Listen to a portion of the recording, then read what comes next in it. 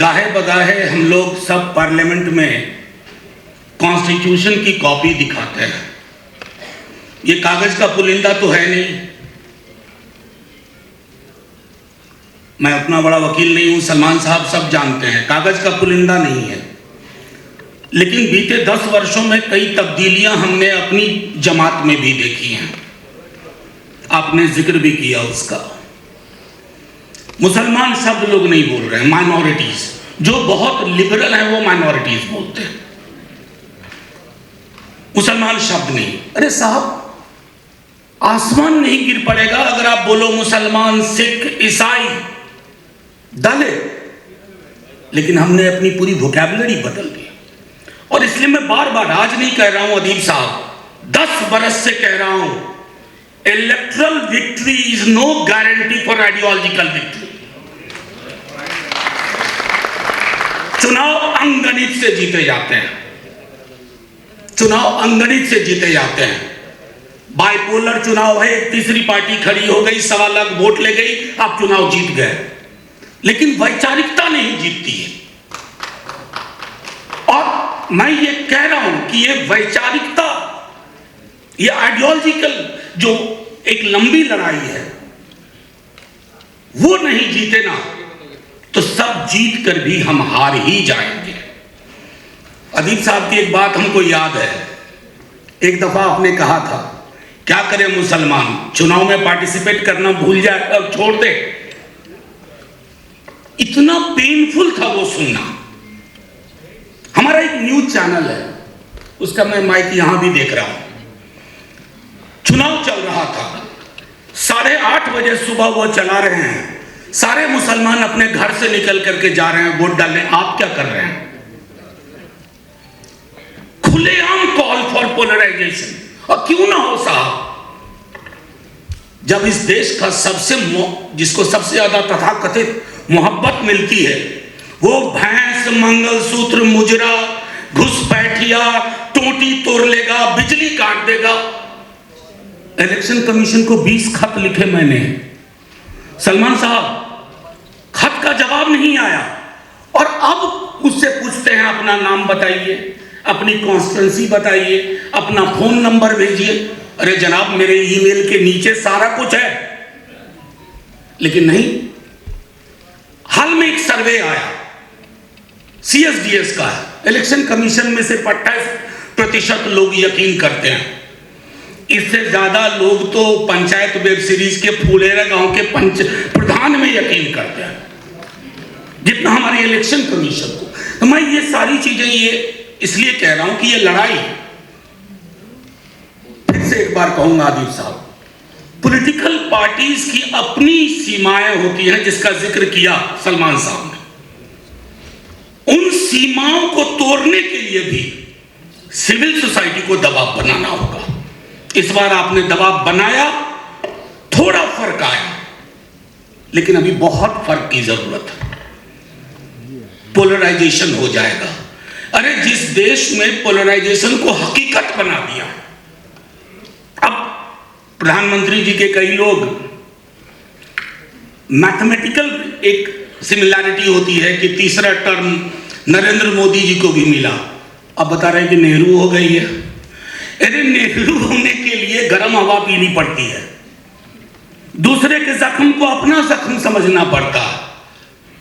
और नेहरू तो चुनाव जीतने के लिए भैंस, मंगलसूत्र, मुजरा कतई नहीं करते। उन्होंने 52 में ही कह दिया था कि अगर इस तरह के साधनों का मुझको इस्तेमाल करना पड़े तो मैं चुनाव हार जाना पसंद करूंगा। तो हम लोगों को यह तय करना है, मैं सुझाव में क्या कहूं, इस तरह के फोरम हमारे अलाइव रहे, नहीं तो मुश्किल होगी और बहुत मुश्किल होगी। 2-4 लोगों को छोड़ के उमर खालिद के बारे में कौन बोल रहा है? मीरान हैदर के बारे में कौन बोल रहा है? खालिद सैफी के बारे में कौन बोल रहा है? स्टैन स्वामी इस दुनिया से चले गए, कितने अपोजिशन लीडर्स ने बोला? यह आप व्यक्तियों की बात नहीं है, माफ कीजिएगा, हो सकता है, लेकिन इन सब का गुनाह क्या है? आज तक तो कोर्ट गुनाह नहीं तय कर पाया, तो हम चुप क्यों हैं? असल में हमारी चुप्पी का एक व्याकरण है, there is something called grammar of silence, और grammar of silence Modi ji की अचीवमेंट। उन्होंने ताले लगवा दिए हैं कई जगह, उन तालों को कौन तोड़ेगा? संविधान की किताब हाथ में लेकर लहराने से नहीं टूटेगी। सबसे आसान काम है, भला हो ईस्टर्न बुक कंपनी लखनऊ वालों का, उनकी सारी कॉपीज बिक गई। हम तो कई वर्षों से निर्मला जी को दिखाते थे आर्टिकल 39 के लिए कॉन्सेंट्रेशन ऑफ वेल्थ, मेरी वाली संविधान की किताब घिस गई है, लेकिन राहुल जी ने दिखाया तो बिक्री और बढ़ी। मैं सिर्फ ये कहना चाहता हूं कि उस किताब को सड़कों पे लाना होगा, सिर्फ संसद से काम नहीं चलेगा। दूसरी चीज, एक सॉलिडारिटी विकसित करनी है, जिसका भी अभाव देखा। किसान अगर सड़कों पे है तो हम भी सड़कों पे होना चाहिए।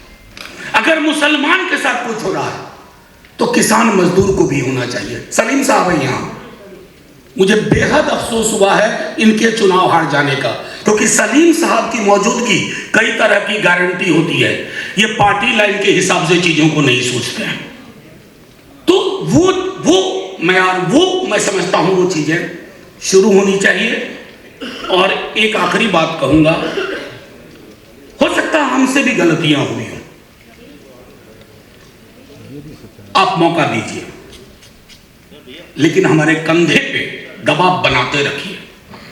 हर पॉलिटिकल पार्टी को यह सोचना होगा कि आप इस देश की सियासत में अगर आप सत्ता में वापसी करते हैं, टूटे फूटे समाज को लेकर के, कटे छटे समाज को लेकर के, तो वैसी सत्ता नहीं चाहिए। ये कहने का, ये बोलने का मादा होना चाहिए। We don't seek a power which is basically based on the foundation of polarisation.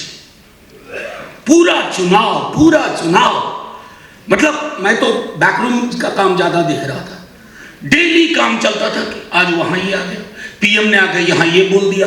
हम डर से परेशान रहते थे कि अब फिर देखो वहां हिंदू मुसलमान होगा। और बस इस बात को कहूं कि थोड़ा इस देश की अवाम को भी क्रेडिट दिया जाए। इतनी कोशिशों के बाद उस रूप में पोलराइजेशन नहीं हुआ जिसको इन्होंने 22 जनवरी को सोचा था, कि 22 जनवरी के बाद इनको लगा था कि अब चुनाव की कोई लड़ने की जरूरत ही नहीं है, जीत गए। उस चक्कर में हमारे एक अच्छे खासे साथी बिहार से उधर चले गए। उनको लगा कि अब चुनाव कहां। तो इस मैंडेट ने दो चीजें की हैं। सामने वाले को यह बता दिया कि मी माई एंड माइन नहीं चलेगा, मैं, मेरा, मुझको, मुझसे पहले सन्नाटा, मेरे बाद अंधेरा, ये खूब बेचा गया था। लोग रोते हुए तस्वीर लगाते थे कि मोदी जी नहीं होंगे तो क्या होगा, मोदी जी नहीं होंगे तो देश का क्या होगा। एक बच्चे ने कहा बढ़िया होगा, छोटा सा बच्चा था, ना बहुत बढ़िया होगा। वो छोटा बच्चा, तो ये तो मैंडेट उधर की बात है जिसको वो स्वीकार नहीं कर पा रहे हैं। राष्ट्रपति जी का अभिभाषण में लिखवा दिया कि बड़ी मजबूत निर्णायक सरकार। कहां का भैया 240, कांग्रेस को भी कम हो गई, 2009 में इतने ही आए थे। तो सीने पे हाथ रखकर किसी कांग्रेसी ने नहीं कहा था कि अरे बहुत बड़ी मेजॉरिटी आई है। It's a working majority which depends on एक साइकिल हैदराबाद वाली, उस पर निर्भर है, और एक तीर बिहार वाला। जिस दिन तीर साइकिल पे बैठा फुर्र हो गया, उस दिन यह मेजॉरिटी चली गई। दूसरी जो हम विपक्ष के लोग नहीं समझते हैं, मैंडेट हमारे लिए भी कुछ कहता है, और वो ये कहता है, ये डरो मत सिर्फ बोलने की बात नहीं होनी चाहिए, ये हमारे जिंदगी में उतरना चाहिए। डरो मत, चुप मत रहो। चुप्पी तोड़ने का मैंडेट है, और अगर इस मैंडेट को हम समझ नहीं पाए तो बड़ी मुश्किल होगी। मैं आप सबका बहुत बहुत शुक्रिया अदा करता हूं। हाल में एक यंग लड़के की बड़ी अच्छी कविता पढ़ी मैंने, अदनान नाम है उसका, जामिया में पीएचडी कर रहा है। इतना बढ़िया उसकी कविता पढ़ी, मैंने संग्रह मंगवाया है, आप सबको मौका लगे पढ़िए। कई रोमांटिसिज्म में हम जीते हैं, गंगा जमुनी तहजीब और ये वो भाईचारा, ये सब नए सिरे से बनाना होगा। वो दीवारें ढह गई, वो पुल ढह गए, सब नया बनाना होगा।